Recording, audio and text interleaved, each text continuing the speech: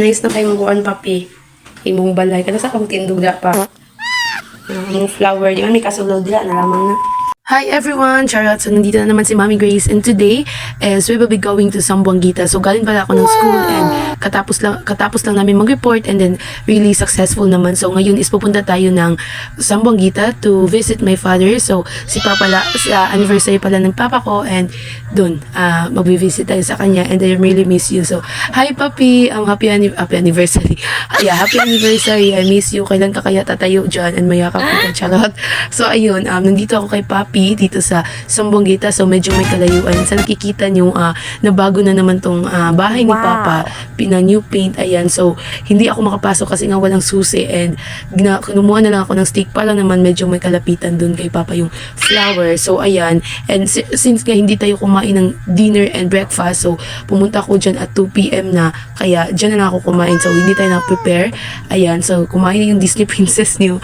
And then, yan. Nag-pray ako and sana naman lang Papa, ayan, gabayan nyo kami sa aking pag-aaral, ganun. So, ayan, yan yung nandyan si Papa sa gitna and yan, so, medyo, after akong kumain, is papaalis na ako and yun, na-notice ko na napalong pala tong kandila. So, syempre, need nating ipailaw uli. Ayan, so, since nandito pa tayo, so, after that, hindi na tayo magtatagal dito kasi mamaya is mag-work na tayo and yan, na-visit lang ako ng Papa, nagdasal and I am really miss you Pa, I love you so much. So, ayun, and nag-visit ako dito sa kanilang park kasi nga malapit na tong festa this coming May 15. So pagka kinabukasan is birthday ko. So alam ko talaga tong day ng kanilang festa dito. So ayan, advance happy birthday. Advance happy festa. Beke naman. Shout out to me. Ayan, so nandito tayo sa kanilang Quezon Park. Yeah, I think Quezon Park to. So dyan ako may festa pala.